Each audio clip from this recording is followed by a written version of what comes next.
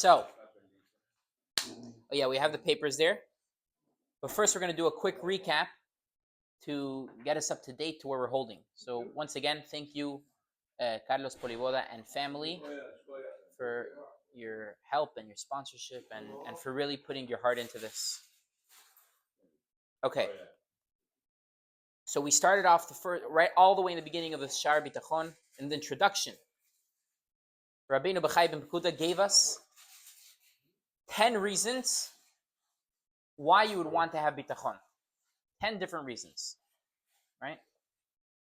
The first 5 is because it's going to make you serve God better. The last 5 is going to make you serve yourself better. You're going to have a better life materially, right?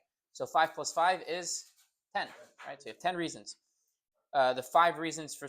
Okay, we'll just skip through that. Then, after that, after he gave the 10 reasons, the next thing he did is he defined for us what is trust.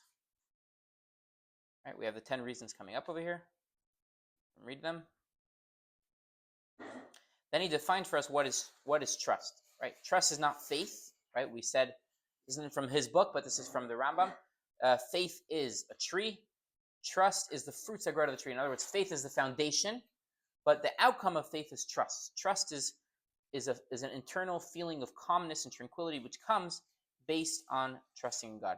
Then we said, in order to trust anyone, you need to fulfill 7 conditions, which are: you need to know that the person you're trusting loves you. The person that you're trusting pays attention to you. The one whom you're trusting is capable of helping you. The one whom you're trusting is all-knowing and therefore knows the result of all his actions. The one who you're trusting is the one who you exclusively trust in. You don't have any plan B. You have to understand that you're in this person's hand 24/7. And finally, that this person or this being is generous with you. Then we said the only one who actually truly fulfills the 7 conditions is God, right? That was the beginning of, that was chapter 2. Then in chapter 3, we started explaining that there are 5 axioms in order to trust in God, which is that God fulfills the 7 conditions, which we mentioned before. God knows your thoughts. Only God can help. We have to fulfill his will. And finally, that God wants our natural efforts. All of these are important in order to trust in God. Okay, a second. Okay, so now, the last thing that we said, the last of the 7 conditions, you noticed, was that although we trust in God, at times we have to take actions and do things in order to bring blessing. So for example, right? For example, we go to work, right?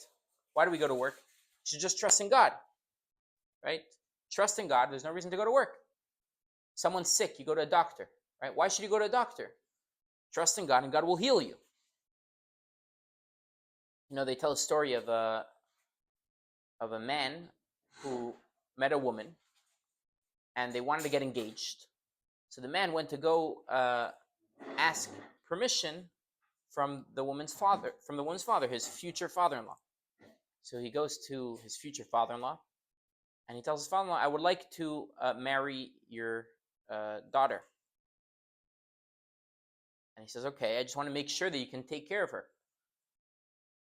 Where do you plan on making an income from? What's your living?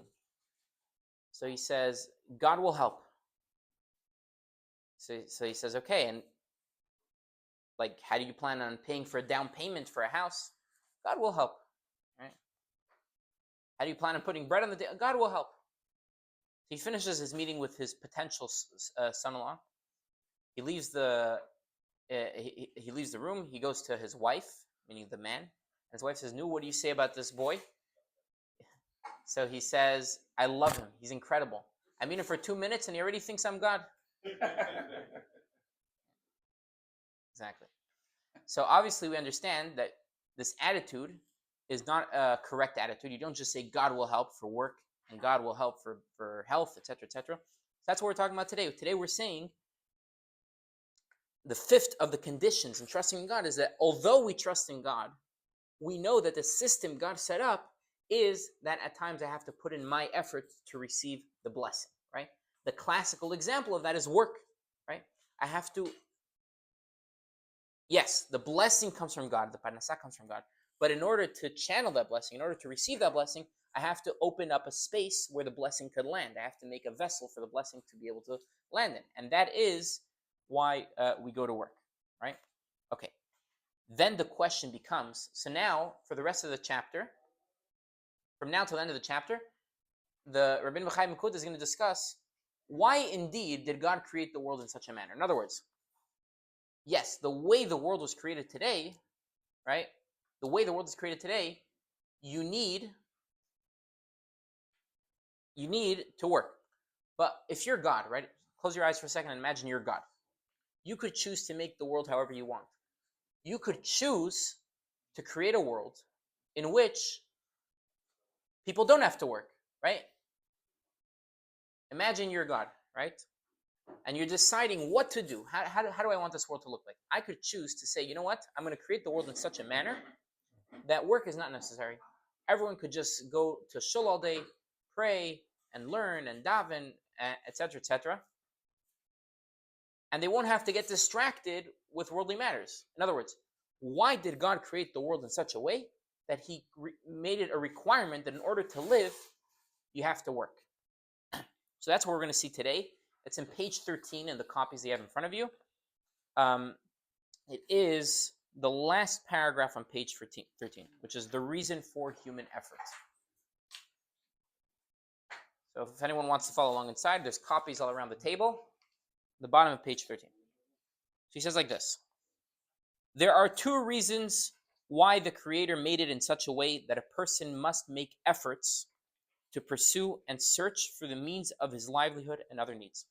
In other words, why does God want me to wake up in the morning and go to work? Why do all of us have to wake up in the morning and go to work? There are two reasons. Number one, it's page 14 on the top. The first reason is his wisdom, God in his wisdom decided to test a person as to whether he will choose the service of the Almighty or to rebel against him. Therefore, he tested him in a manner through which it will be evident which path he chooses. The way he did this is by causing a person to be needy and lacking that which is outside of him, be it food or drink, clothing, shelter, or cohabitation. He then instructed the people to pursue these things and to obtain them through means which he prepared for them, but only in specific manner and in specific times. So the first reason is God wants to test us, right? What does that mean? It means if God created a world in which I can spend my whole day in the synagogue, in the yeshiva, right? And I'd be able to live, then I would never encounter real challenges. Because it's easy to be aligned with God's will and do what God wants. What God wants, if I spend all day studying Torah and all day praying, right? So God created the world in such a way in which we are motivated to go out of our comfort zone, out of the shul, out of the yeshiva, out of the synagogue, out of the yeshiva, right? Be forced to encounter the world with all its glory, entre parentheses, right? All its glory with quotation marks, and still remain dedicated to God. So, in other words, if you ask God, why did he create the world in such a way that we have to work? It's because he wanted to test us. Okay. So, there's a Hasidic twist to this reason. The Rabbeinu Bachai doesn't say this inside, right? But there's a Hasidic twist to this reason. But before we get to the Hasidic deeper explanation of this reason, let's continue seeing what he says. The second paragraph on page 14, those things...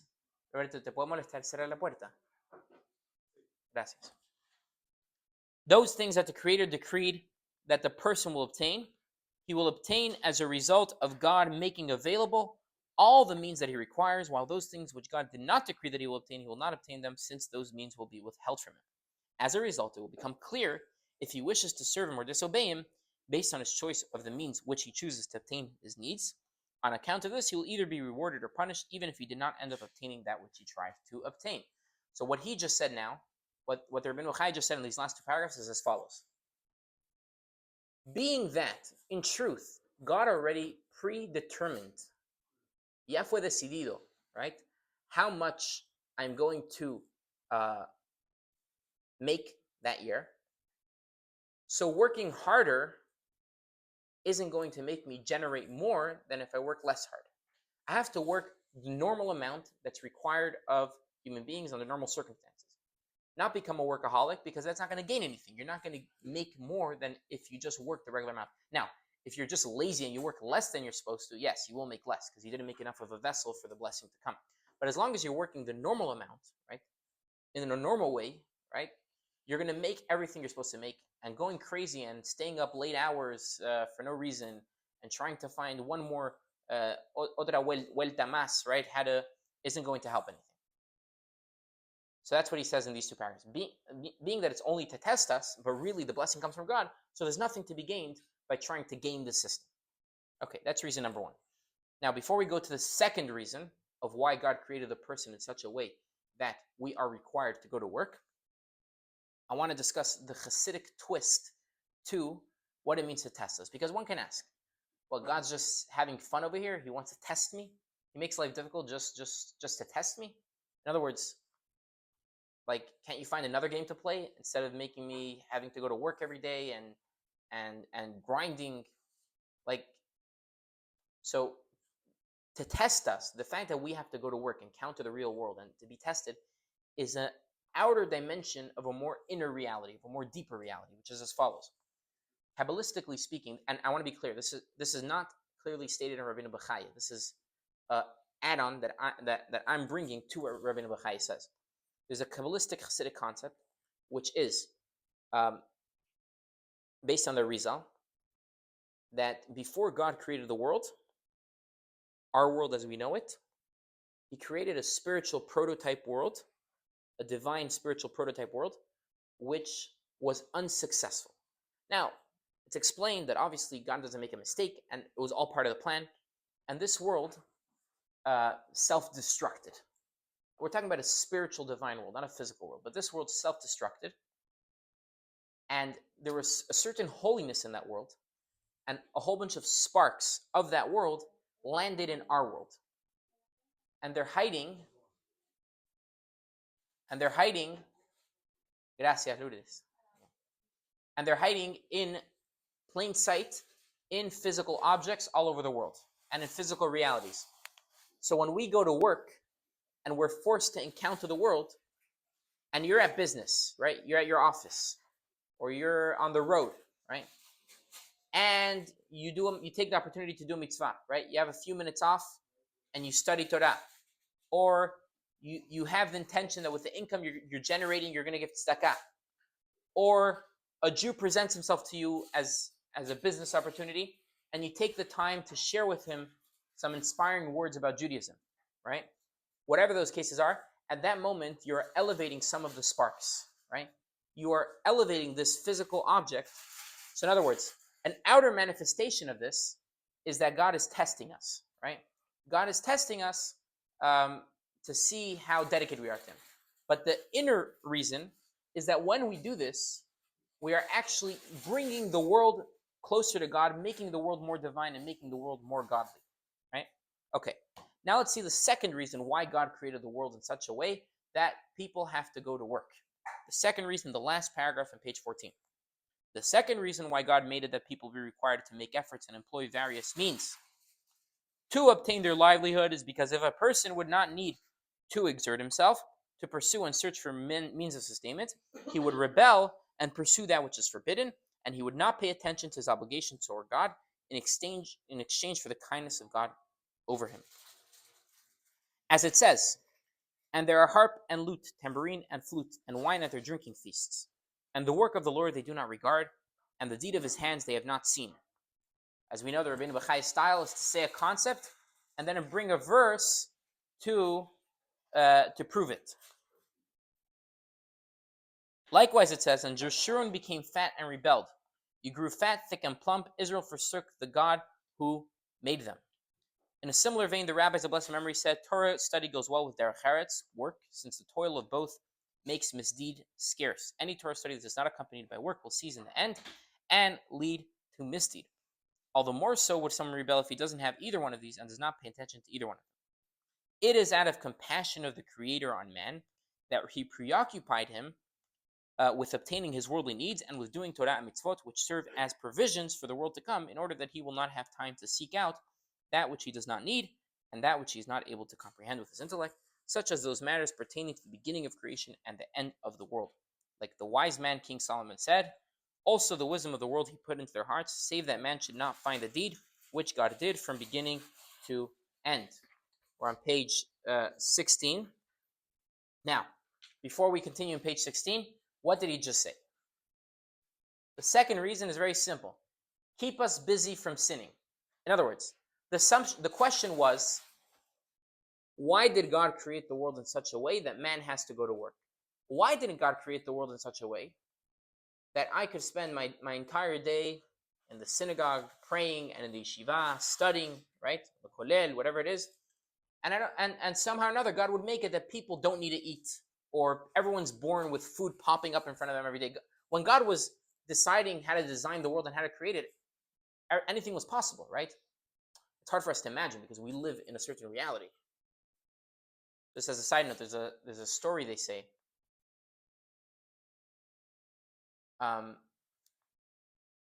which is,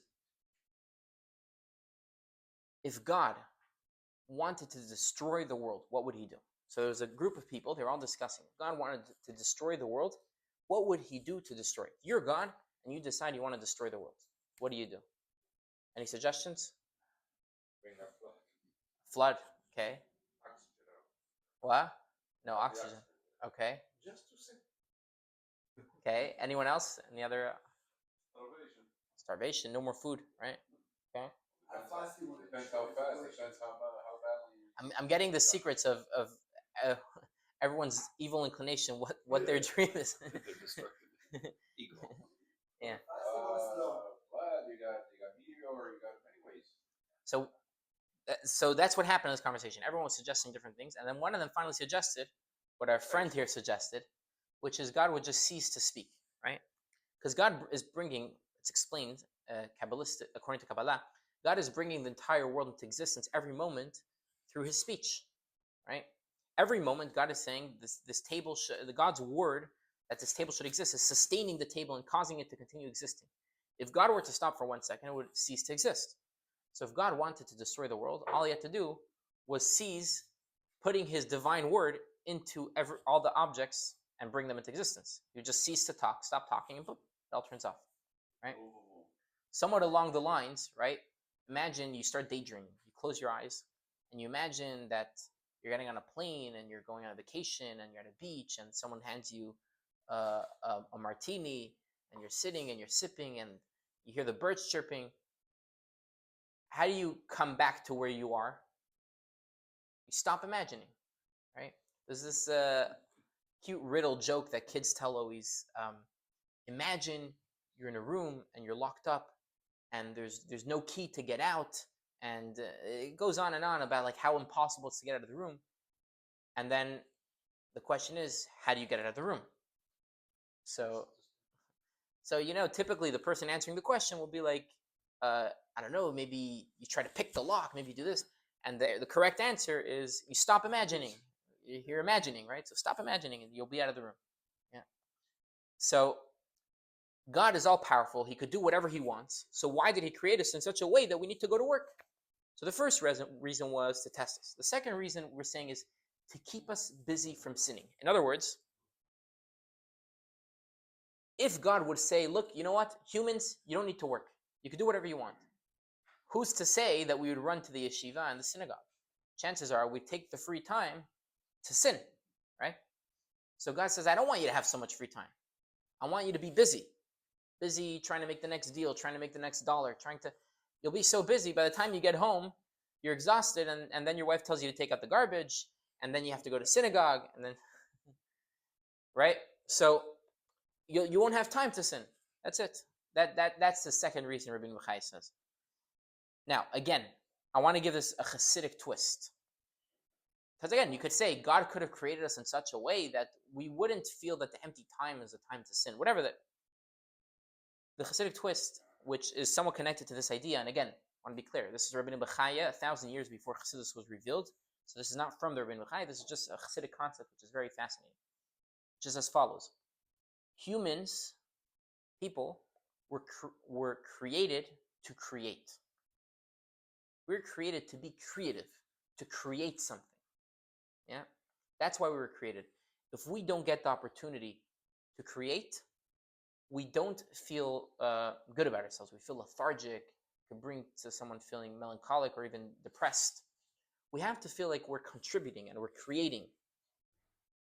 There's actually the famous verse that says, God said, let us create man in our image and our likeness. So there are many explanations of what that means. What does it mean that we're created in God's image? God just doesn't have a body. So one explanation is God has 10 sefirot. We have 10 soul powers that parallel God's 10 sefirot, chesed, gvura, tiferet, netzach, hod, yesod, malchut, chachma, bina, dat, etc. But there's another very interesting explanation. One of the explanations is that what defines God in our universe. In other words, God is undefinable. God is infinite. We can't really define God. But from our perspective, what defines God? What defines God for the average being is that he created us. He's our creator. Now, God is much more than a creator, granted, right? But in our world, God is our creator, right? A lot of times we'll call him Borei Olam, right? The creator of the world. That's where he immediately becomes relevant to us, is the fact that he creates me, right? And he creates us. So if God's definition to us is that he's our creator, then God creating us in his image is that we were created to be creative, to create. We were created to create. And just like God creates, so does the human create. Other animals, other beings, other creatures don't have this concept of creativity. They use whatever's in their surrounding, and that's it. Humans, we took jungles and deserts and we turned them into skyscrapers and buildings, in a very literal sense. So the flip side of to keep us busy from sinning, right, is to allow us to fulfill our purpose by expressing ourselves creatively. And that's what work is. Usually in work, you're creating something.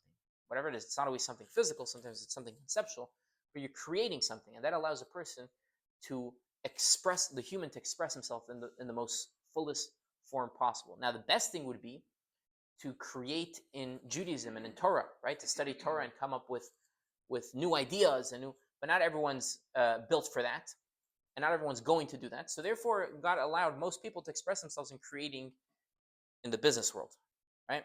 But again, just to be clear, what the Rabbeinu Bachai himself says is that the two reasons God created us is, number one, to test us, and number two, to keep us busy from sinning.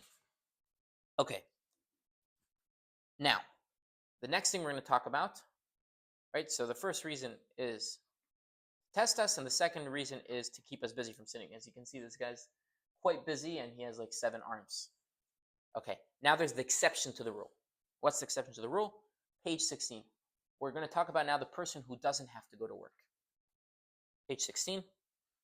If a person strengthens himself in the service of the Almighty, choosing to be fearful of him, and to rely on him both with regard to Torah matters as well with regard to worldly matters. In addition, if he turns away from inappropriate character traits and instead strives towards good character traits and does not rebel against God even at times when he is at rest from his stresses and does not turn toward leisure, rather constantly involves himself with the service of God, not being swayed by his evil inclination, nor being enticed by the indulgences of the world, then in turn such a person will be relieved from the need to exert himself in the search to obtain his sustainment. Since the two reasons mentioned above why a person is required to make efforts to provide for himself, namely for the purpose of testing of man by God to see whether he will choose permitted or forbidden means of obtaining his needs, and so that a person will not rebel due to the goodness that he enjoys, do not apply to him. Instead, he will be sustained without any exertion or hard work, according to his needs and sustainment, as is written, the Lord will not starve the soul of the righteous. So in other words, if someone's a big tzaddik, and God knows that this person is fully dedicated to him, and is going to actually spend his time, his free time from work, sitting and studying Torah, and doing mitzvot, and praying, etc., then God relieves this person of the duty of work. That's why you'll have people that are very holy and very spiritual, and they don't need to go to the office, and they'll be able to sustain themselves in whatever way. Sometimes other people help them, sometimes an inheritance or whatever it is, because God sees in this person the potential to actually fully align themselves with God's will without the need of going to work. So God feels, I don't need to test this person. I already know he's dedicated to me. And also, this person doesn't need to be kept busy working for fear that he might sin, because I know that this person has the potential to not sin and actually do everything according to my will. Now that we just finished that paragraph, there should be an obvious question. What's the obvious question? We just said everyone has to go to work because X, Y, and Z, besides for the tzaddik who doesn't have to go to work. What's the obvious question? The obvious question is, and that's what he deals with next, is you see for a fact many people who were granted the leisure of not having to work for whatever reason, and they're not necessarily people that are spending their time 24/7 studying Torah. And then on the flip side, you see people that do spend every spare moment studying Torah, but they don't necessarily, they're not necessarily exempt from work. Sometimes those people also have to work very hard and very long hours, right? So, therefore, the Rebbeinu Bachai says this is part of a bigger and more general question, right? If you extrapolate the question, what you're essentially asking is, why do the righteous suffer and why do the wicked prosper, right? It's really an extension of the same question. The way it should be, the way God set up the world, someone who's deserving shouldn't have to work. Most people should have to work. But in reality, that's not always the case. So that just becomes part of a larger question. That just becomes part of this larger question. So that is what he's going to discuss from now until the end of chapter 3. And I think we'll leave this for next week. So the question is the theodicy. Why do the righteous suffer? Oh, he's going to give a few reasons, 6 reasons. And then, hi Miriam, thank you. Here, come, you want to sit on Tati's lap? Ah. Miriam, you want to say hi to everybody? No? Okay, so he's going to ask, why do the righteous suffer? He's going to give 6 reasons, and then he's going to explain why do the wicked prosper, and he's going to give a couple more reasons, and that is how he ends chapter 3, and then we have 3 more chapters, 7 chapters. Chapter 4 is the longest one, and then it gets easier. Thank you once again, Carlos, for helping us out and sponsoring. And thank you everyone for coming.